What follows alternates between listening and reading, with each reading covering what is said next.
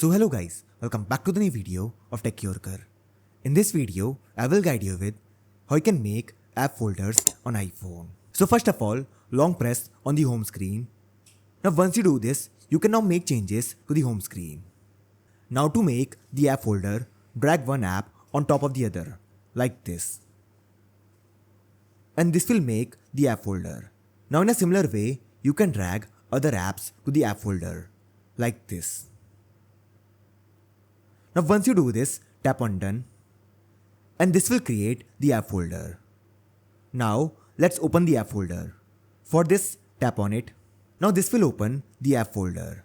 To change the position of the app in the app folder, long press the app like this.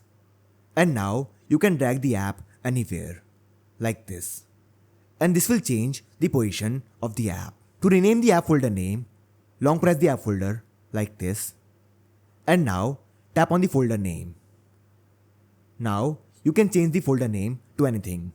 For example, let's change it to entertainment. Once done, tap on done. And this will change the folder name. So this is how I can make app folders on iPhone. So I hope you find this video useful. And if you do, then don't forget to like this video and subscribe our channel.